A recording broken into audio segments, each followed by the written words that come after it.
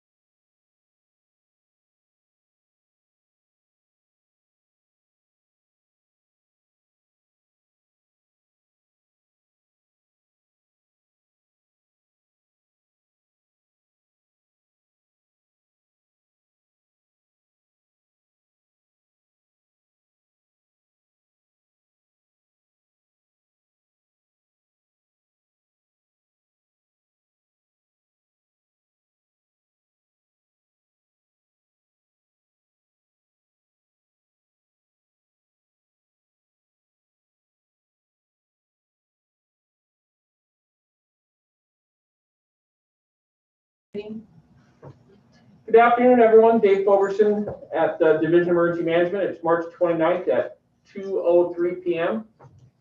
I'd like to call the Nevada Interstate Legislative Committee to order and ask the Secretary to call the roll.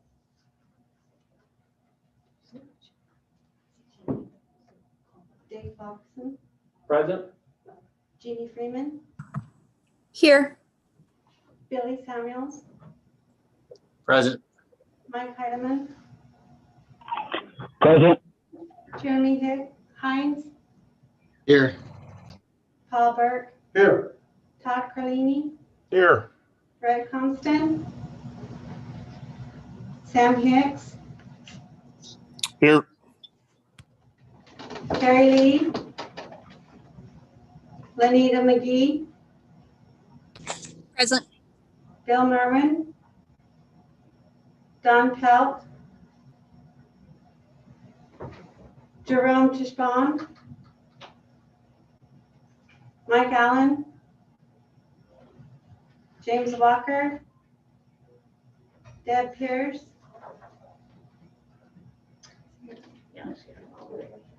Mike Wilson. Ron Boyer. Wait. Boyer. Sorry, Ron.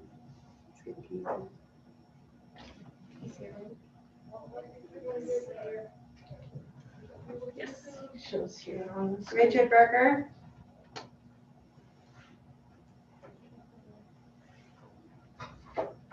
Okay, and confirming we have a quorum. We do. Awesome. Thank you. So item number 2 on our agenda is public comment. Since we are doing this meeting via Zoom and the YouTube, we do have some special rules for this. So this will be discussion only. No action may be taken on a matter raised under this item of this agenda until the matter itself has been specifically included on the agenda as an item upon which action may be taken. Public comment may be limited to 2 minutes per person at discretion of chair. Comments will not be restricted based upon viewpoint. So there is a call-in number for anybody that'd like to call in. And then this is being live streamed on Zoom. And so there's a delay between Zoom and YouTube. Sorry, it's being live streamed on YouTube. So there is a delay between YouTube and Zoom, about 60 to 90 seconds long. And so we have to leave the public comments open for 2 minutes.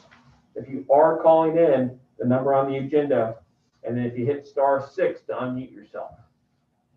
So I will open public comment for any public comments, and it's shows on the clock here 14:06, so we'll leave it open until 14:08 to ensure that we have it open long enough for anybody that might be calling in from the public. Any public comment? It's hard to hear you. Muffled in the back. Billy, can you hear me okay? Am I loud enough? Yes, sir. Okay. Does that mean you want me to say something for public comments, or are you just asking me if I can hear you? Just asking if you can hear me. I can hear you just fine, sir. Somebody here said I was mumbling my voice, so I wanted to make sure that you guys could actually hear me. You're a little mumbled, but we can hear you. Okay. So any public comment, if you are calling in on the public comment line, you have to hit *6 to unmute yourself. And it is 14:07, so we'll leave it open for 1 more minute before we close public comment. Make sure everybody has an ample opportunity to provide their comments.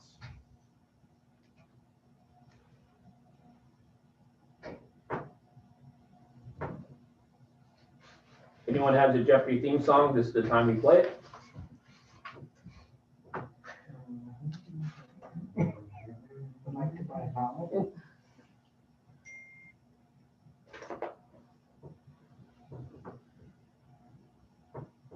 Again, anybody calling in on the public line that's watching us on YouTube live and then wants to make a public comment, be calling on the number from the agenda and hit *6 to unmute yourself.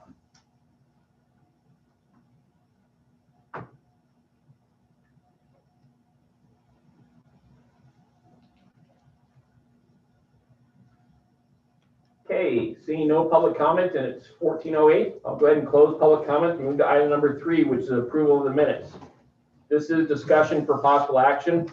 This agenda item will discuss and review the minutes from the December 4th, 2020 IMAC meeting. The IMAC may vote to amend and approve or approve the minutes as provided. and they should have been included in your packet for the meeting. Does anybody have any corrections to the minutes?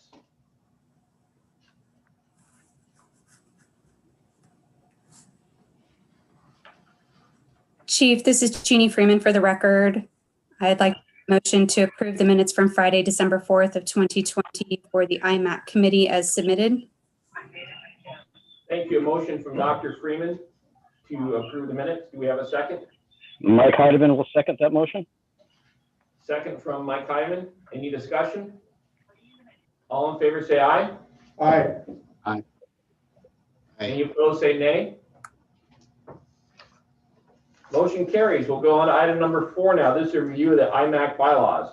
It's also discussion for possible action. IMAC members will conduct a periodic review of the IMAC bylaws to include, or in order to ensure they are accurate and meet the needs of the IMAC. The IMAC may vote to amend their bylaws. Again, this should have been included in your packets, and hopefully everyone had a chance to look at the bylaws, but like to not take too much of our time to go through it, but would be willing to entertain any discussion you might want to have on any items in there you didn't like when you saw them, or any items you think need to be updated in them.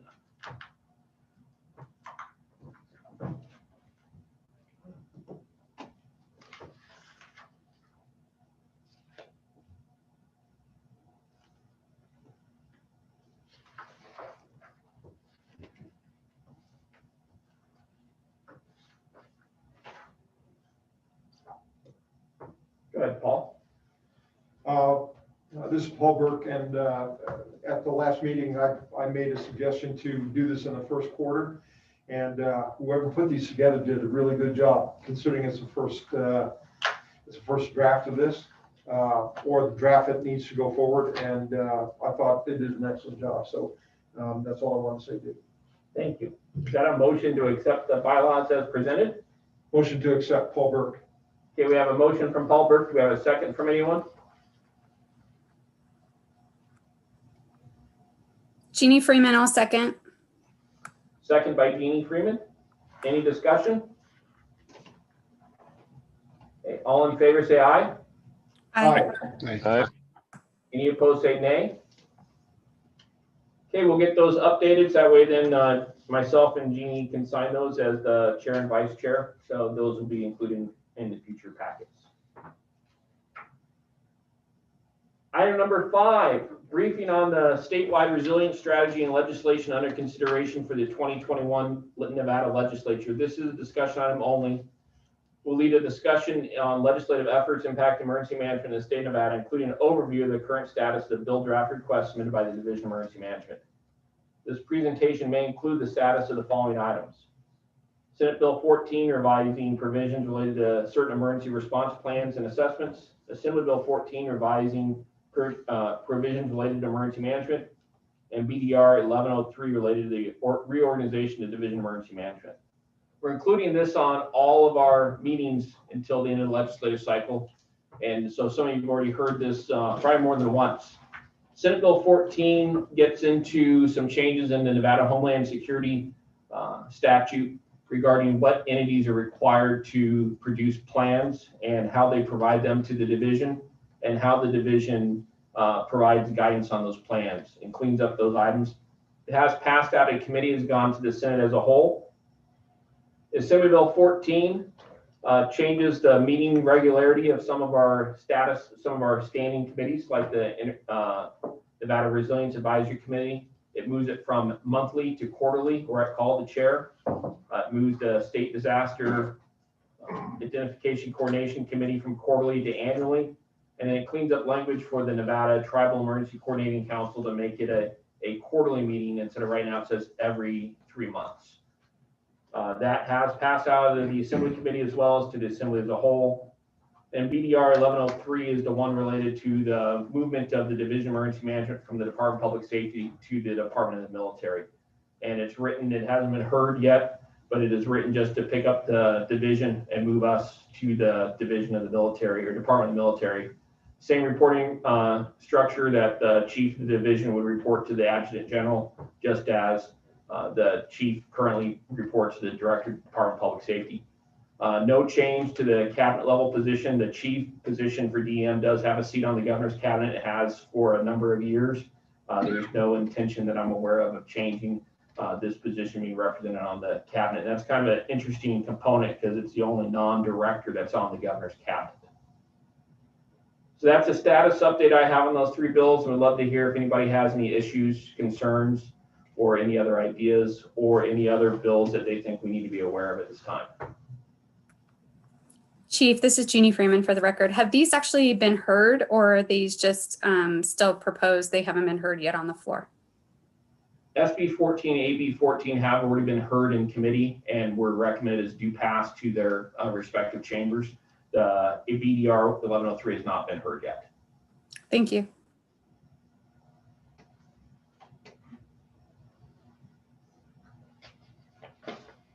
Okay, seeing no other further comment, we'll move on to item number 6.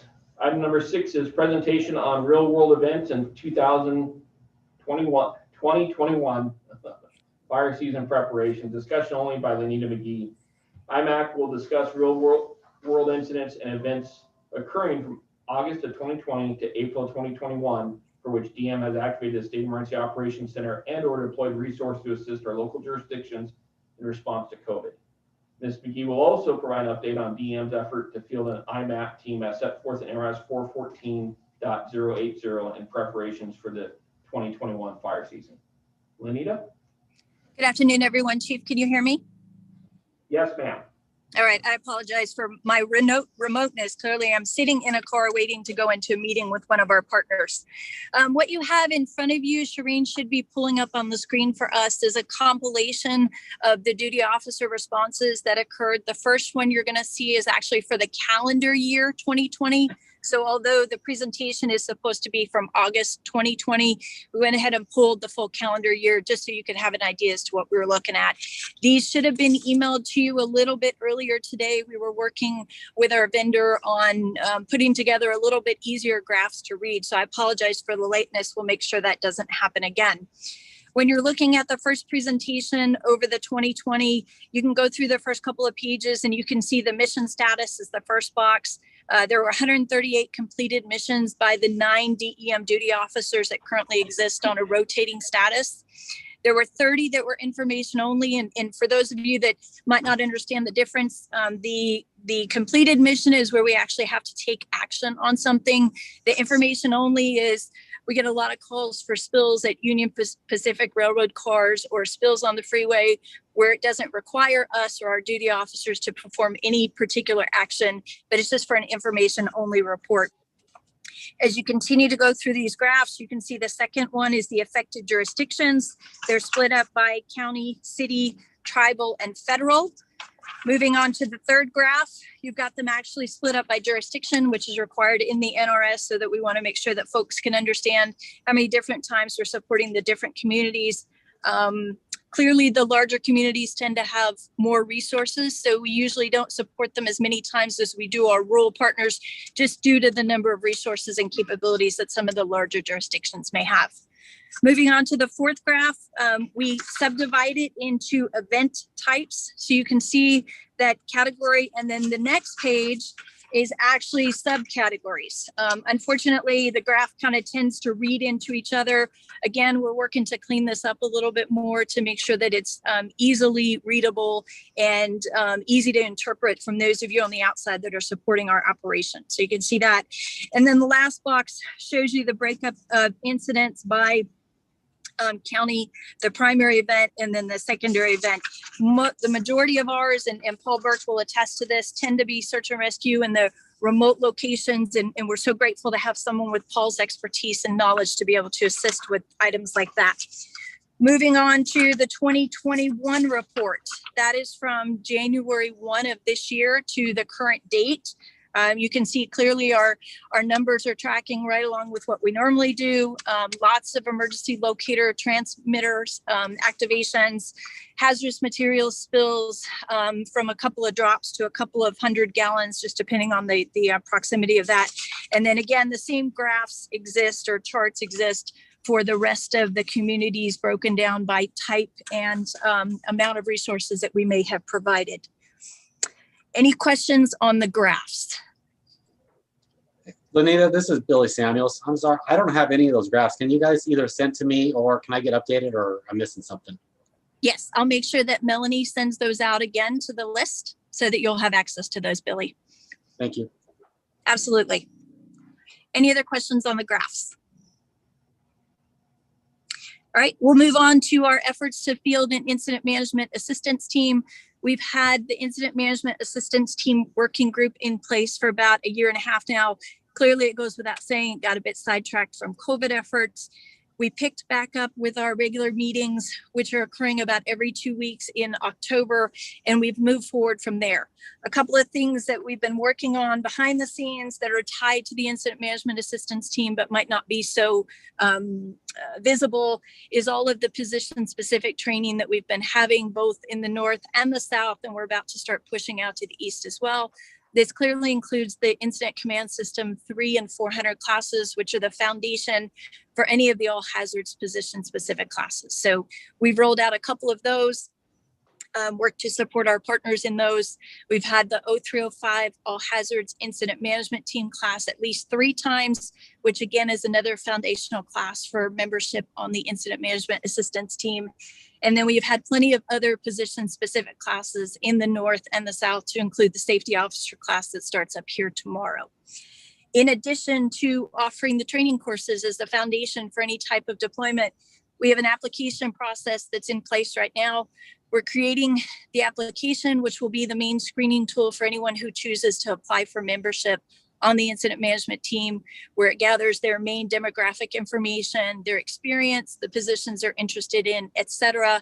And that application will be used to screen them, in addition to an interview that will take place, and also some kind of background check. And when I say background check, I use that loosely, with their department, if they work for a current department, to make sure that they are cleared to be a member of the team and or are deployable on behalf of the state of Nevada. We're also working on our standard operating guidelines.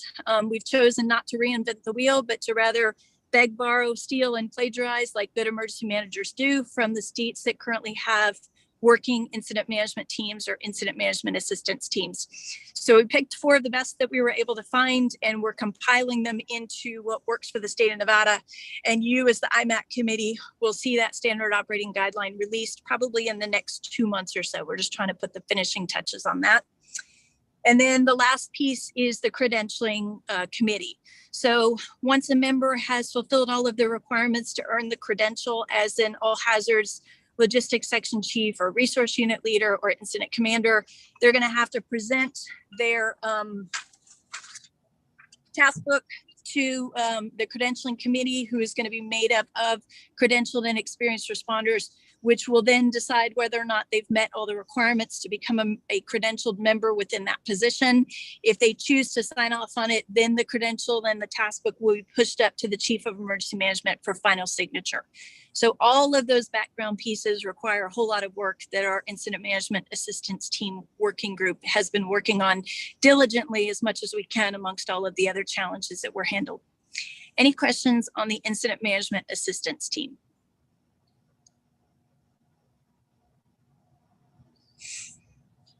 Okay, and last but not least was last year during fire season, DEM handed off the majority of the fire coordination to our partners at the Nevada Division of Forestry. It occurred in mid-July. There was an intended date of July 15th. We went a little bit past that, but we wanted to make sure that all the pieces were in place to be able to successfully support any future wildfires that came as a result of that.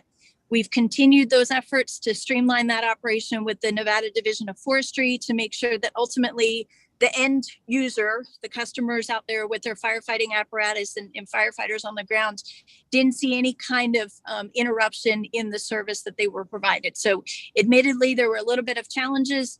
We're working through that.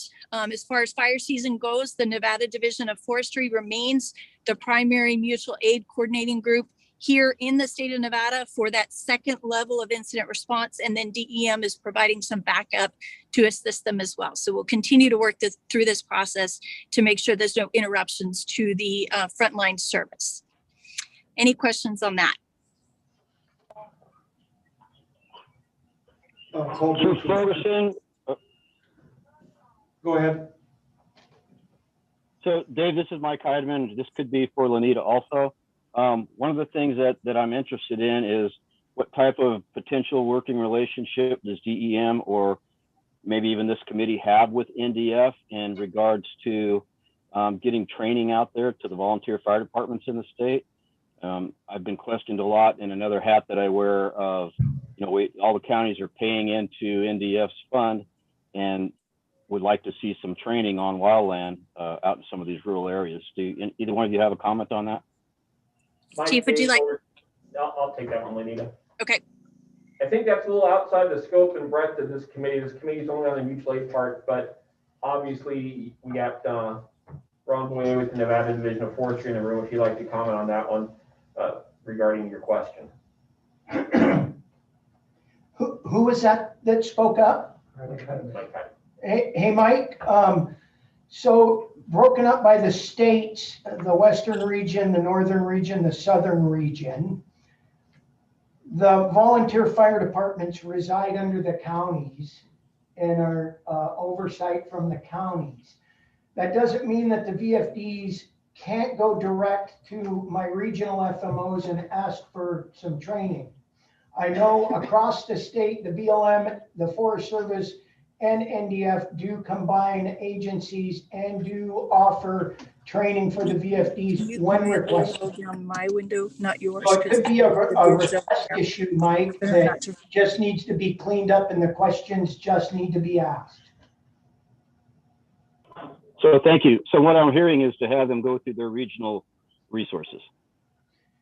Correct. If they reach out to the NDF fire management officers within their regions and request, they most certainly will put together a cadre to do what they need to, what the request is for. Perfect. That's the answer I was looking for. Thank you. Cool. Thanks, Mike. Paul? Paul Burke, for the record, this question is for Lenita. In the minutes, you talk also about the supplemental response team sponsored by FEMA. I know that that's down the road some. Is that after the IMTs are created that they will then be subjected to that possible program as well? Or are these two parallel tracks that are being built? Hey, Paul, thanks for your question. It's a great question, and it will follow the development of the incident management assistance team. So the members of the supplemental response team will come from the pool of candidates and the pool of members for the incident management assistance team. For those of you that are relatively new to the SRT concept, it's a supplemental response team that FEMA developed after the 2017 hurricane season, where they had 4 back-to-back major hurricanes in addition to wildfires and other major challenges. And FEMA identified that they simply did not have enough personnel trained to be able to deploy to all of those incident locations. So what they've come up with is a program that's similar to the USAR Type 1 model, which is where they will pay for supplemental response teams to be developed and trained and exercised, and then they become a temporary federal asset that's deployed to go and support federal response teams nationwide. So we will pull that membership from the existing membership of the incident management assistance team and deploy them nationally under an emergency support function for deployment. Any other questions, Paul? Thank you. No, I appreciate that. So Chief, at the end of that comment, that's the end of my presentation in this particular module. Does anyone else have any questions or concerns? Lenita, this is Jeremy. Yes. Go ahead, Jer. Sorry, Jeannie. So is that just an ESF4 function under that FEMA team, that contingent, or is it other functions that can deploy out of that? So they will simply deploy under ESF4, which is firefighting for those that don't speak emergency support function E's, but they will be an all hazards response team. So they will simply perform any function that they're needed to perform in the jurisdiction that they're deployed to.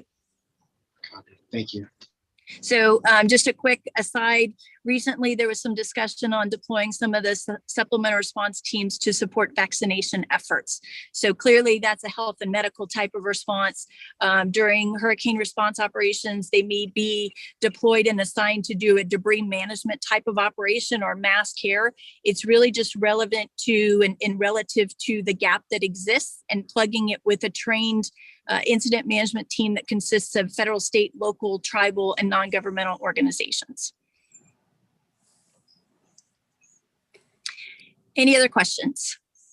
Yeah, Jeannie Freeman for the record. Lanita, when you're looking at the different folks who have taken the prerequisites and are working on their task books to make sure that they can get signed off and petition to be part of the Nevada IMAT, are you finding that there are certain positions that are not having a lot of attention or having people who are interested in pursuing that? You know, are we going to find that there are gaps that we can encourage others who may be interested for certain roles that to make that IMAT team more comprehensive and more complete?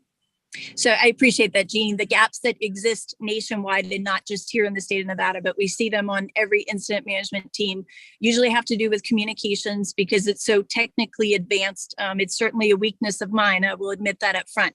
The other piece is the finance and admin section chief or finance and admin unit. Those tend to be the hardest positions to fill. Usually incident management teams are made up of type A, first and emergency responders that don't tend to have that type of background or specialty or expertise. And then the third one ends up being usually the planning component, because the planning we do on a long-term blue sky day is different than the planning that happens on an incident when bad things are happening. So between those three, comms, finance and admin, and planning, those tend to be where some of the gaps exist. So any type of outreach that you all can do on our behalf to encourage folks to help us fill some of those, we would certainly appreciate that. Thank you. All right, no other questions, Chief? I'll turn it back to you. Awesome, thank you, Lanita. The one item there to note is that she gave a report on the IMAT team. The IMAT underneath NRS is at the authority of the chief. So we kind of pushed that away from this committee because if we made it part of this committee, then all the vetting of all of the applications would all be done in a public process. So we didn't want to do that. So I invoked the power of the chief and pushed the IMAT to be my responsibility. Obviously, we'll give this committee updates to it, but I pulled any advice and counsel from you guys for the true parts. That way we don't have to worry about the open meeting component of building that team. Doesn't mean I'm cutting any of my friends out from any of the ideas or concepts. I just want to make sure that we're reading the law appropriately and not crossing any boundary we shouldn't cross that would affect some personnel issues as well. Okay, we'll move to item number 7. This is NAC 414A, the regulation review and reporting requirements, discussion only. I'll provide an overview of the IMAC reporting requirements and deadlines required by NAC 414A. We'll also review the duties of the IMAC regarding review of the policy procedures for administration of the system and their responsibility to make recommendations to the chief of the division. So before we get into NACs, if you recall, we met, last meeting was in December, from December. At that time, we decided we wanted to start taking a little closer look at the policies and procedures. And just a quick view from looking at our policies and procedures that came out with the agenda item today. You know, some of these items haven't been updated since 2016. And so today is not a, hey, we have to review it today. Today is kind of the notice time to have these discussions. That way then we can start getting information back to staff. That way the next meeting we can have something to really look at and chew on to make some determinations. That'll give you a couple months, 2 months before the next meeting, maybe 3. So that way you get a chance to actually read the policies and procedures manual and the NAC and become familiar with what the committee is supposed to do. And then looking at the policy procedures to see if they still fit how we're doing things. Obviously, we have that change that the WILAN component is now going to be done by NDF. And so that probably has to be a piece into this as opposed to looking at it all hazard-wise. And so those are the items before we get into some of the NAC 414A specific items, want to draw the committee's attention to. So if you look in your handout there, we have 414A, and it's still in the LCD language. It's been adopted, but it hasn't been codified so that it looks as pretty as it should yet. They're obviously running a little behind. Some of these things, I think maybe through some time we need to clean up as well, because, for example, Section 6 states that not later than January 1st of each year, we shall. Well, in one day, we're supposed to do a lot of work, apparently. So I'd like to maybe start thinking about some changes we might want to make to those NACs as we move forward. So the division is supposed to coordinate with county and tribal emergency managers to evaluate status and conduct outreach to update the policy procedures as recommended by this committee by the January 1st. Obviously, we would like maybe a little more time to do that with. Then by June 30th, the division is supposed to submit to this committee a report that outlines without limitations information related to declared emergencies, all the items that Lenita is going to talk about in the next agenda item. And then the onus comes back to us as a committee that by September 30th each year, the committee shall review those policy procedures for administration of the system and then make recommendations for change. So we all know that there's some outdated parts of that policy procedure. So I want to kind of put it out there today that you got 2 months, maybe 3 before the next meeting. So I really hope that everyone has a chance to do maybe not a deep dive because of all the other work assignments we have going on right now with COVID that is always getting better day by day. But take a look through the policy procedures to see what we can update. I'm going to direct staff here to also make updates to it. So by their next meeting, we'll actually have a very valid and honest conversation about the policies and procedures themselves to ensure they meet what we want. I might push that up to not waiting till 3 months from now, not waiting for the full second quarter of the year, but maybe looking at probably May meetings. That way we're quasi ahead of fire season. And by that time, hopefully the fire chiefs and NDF can come up with their procedures that they're going to use for doing the wildland fire response. And then we can make sure that this covers that along with our responsibilities for all hazard response as well. So with that, I'd love to hear any discussion from the committee on what your thoughts are with this. And if everyone's agreeable with looking at that, and obviously I can't use the word agreeable. I don't have the DAG here, but she would smack my fingers if she heard me say that, because that makes it sound like you're asking for a vote. But just want to see everyone's, take everyone's temperature on looking through that document for us. That way we get a high quality document that actually means something and actually makes sense. It isn't just a policy guide on a shelf that no one looks at until all of a sudden the end of the incident and someone's looking for money or someone got hurt and they're trying to figure out who's responsible. I'd rather do that work ahead of time. So Chief, this is Jeannie Freeman for the record. I don't have any issue with going through this and taking a dive into it and considering the changes that may need to be there. I think it's important for us to look at the history of the document though, and there are some things that are put in there that doesn't mean that they shouldn't be changed. I just think that we want to make sure that the intent of what's behind all of this isn't just thrown out with the bathwater, but made sure that we're actually making a change for a better operational status and a better understanding of what IMAC is and what the roles are of this committee and how things happen. I just don't want to automatically throw it all out because it's been a couple years since we've actually really kind of been in it. Absolutely, Dr. Freeman, 100% agree. I wasn't intending to throw it all out and start over again. I was intending just to go page by page to what do we need to update, how we update it, and what needs to be addressed with the change we've seen in the 5 years since the original publication of that document. I want to make sure it's something that's valid to us and not just sits on the shelf. So very well taken.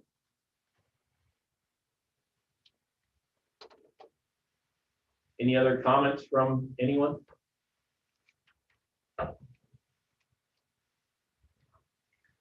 Okay, we'll move on to item number 8 then. This is NAC 414 regulatory reports. Lenita McGee again. Ms. McGee will provide a report to IMAC as called for in NAC 414A, which includes the following information. And I will not read that information because it is rather lengthy and it is in your agenda. And Lenita is probably going to walk us through it all anyways. So, Lenita. All right, thank you, Chief. You can hear me again? Yes, ma'am. Okay. So going through letter by letter, we'll start with 8 Alpha, which is the information relating to declared emergencies and disasters in the state during this fiscal year. The elephant in the room is clearly COVID.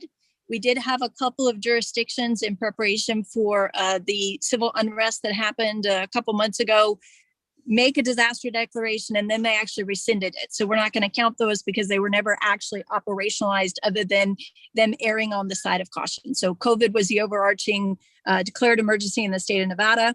For 8 Bravo, the undeclared emergencies and disasters in the state that were monitored by DEM, I'll refer you back to the graphs. It goes through and pulls through by the type of hazard in the location so it can give you clear information on that.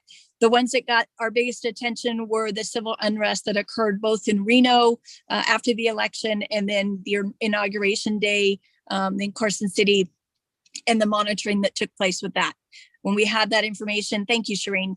You can see the next piece coming up. I'm going to defer to my colleague Eric Wilson for 8 Charlie, which is resources that were requested through the system and fulfilled within the state during the fiscal year and the status of those requests. Eric? Thank you, Lenita. For the record, this is Eric Wilson. Before I stepped in here, we were at 4,669 resource requests for the COVID incident. They're mostly for PPE and personnel, and of that personnel, they're mostly for Nevada National Guard, FEMA, and medical for COVID operations. We also provided an LNO during the inauguration for possible civil arrest. Now we turn it back to Lenita for Delta. Thank you, Eric. For 8 Delta is an update in the form of a financial report on the status of reimbursements of the costs of requests described in paragraph Charlie. I did take a little bit of executive poetic license with this. Technically, that report's not due until June 30th. And given the current financial situation that our finance folks find themselves in between recovery and grants management and the legislature, I chose not to burden them with this. However, you will have that information in the June 21st meeting prior to the June 30th deadline. So I apologize for that. I wanted to make sure that I saved my own skin and also ensured that we maintain some of their sanity.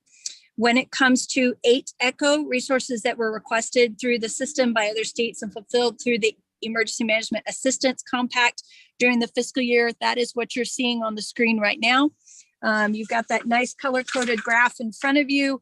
You can see that we assisted a couple of different states with everything from search and rescue, which was the biggest component, thanks to our friend Paul, to wildfires, clearly with our friends in the state of California. Puerto Rico had requested some law enforcement support after their earthquakes. They had a need to protect critical infrastructure and maintain public safety. Those were requests that we worked really hard to fulfill, and ultimately at the end of the day, we could not. However, they were requests that came to us, so we wanted to make sure that we satisfied and documented those requests to the best of our ability.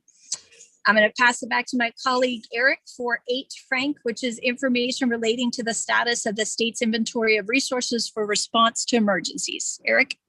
Thank you, Lenita. For the record, this is Eric Wilson. Most inventory is not state-owned, but owned by local jurisdiction. What resources that the state have is primarily assigned to COVID testing and vaccination.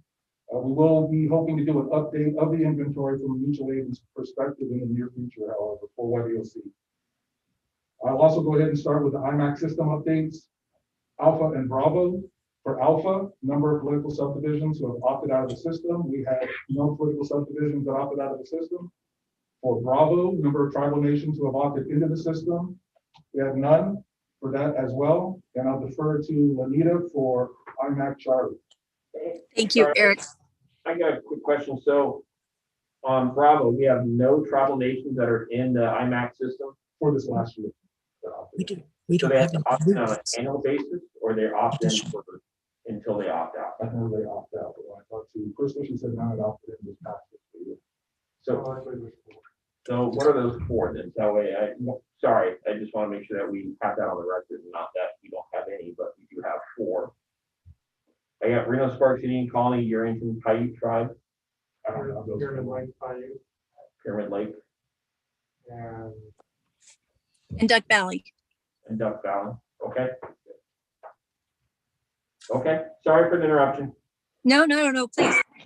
All right, so under IMAC system updates, the Charlie, the number and status of emergency management assistance compact deployments. Again, I'll defer back to the graph that's on the screen and that was emailed to you earlier today. And then Eric on the outreach conducted by DEM to participants regarding policies and procedures, please. This is Eric Wilson for the record. We conducted outreach on those policies and procedures at NTEC meetings and during jurisdictional calls. Okay, and with that, we're happy to take any questions. Perfect. Does anyone have any questions for Lenita or Eric? Sorry for jumping in there real quick, but it kind of scared me for a minute because I thought we had 4. So I apologize for jumping in there, but it attracted my attention very quickly, as you can see.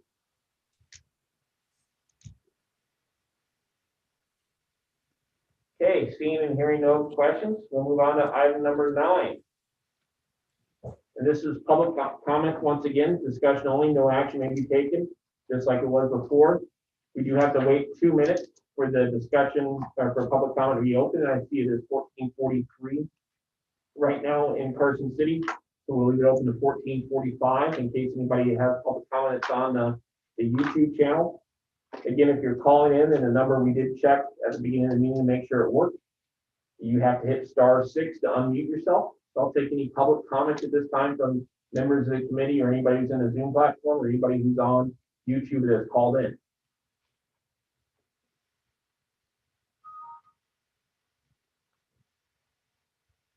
While we're waiting that 2 minutes, I will talk about the homework that we all have. Our homework before the next meeting, where each of us will review the policy procedures to see what needs to be updated. And the next meeting, we're going to focus on those policy and procedure updates without a lot of these other updates, since we'll have to do them annually. That way we can get those policies and procedures done. And then I'm also going to task staff with doing a little better tribal outreach to see if we can improve that from 4 to a few more tribes, since we do have 27. And we've been doing a lot of work with them through COVID. Maybe some of our relationships, we can get some more to opt in to that process. Any other public comment?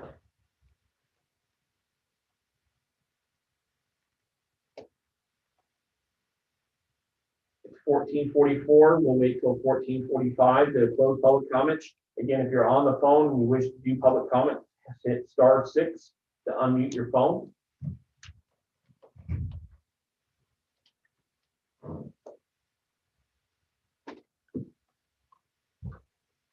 Okay, it is now 14:45. We left public comment open for 2 minutes and see no public comment at either the beginning or the end of the meeting. So I will move to item number 10, which is adjournment. This discussion possible action. Anybody have a motion to adjourn? Motion to adjourn. Motion to adjourn. Paul Burke for the first, Gene Freeman with the second. All in favor, say aye. Aye. Anybody wants to stay for meeting for life, say no. Perfect, meeting's adjourned. Thank you all. We'll send out the invitation to the next meeting shortly.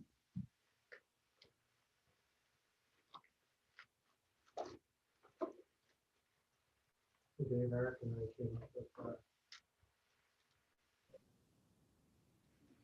was nice to meet all y'all. I'll see you next time.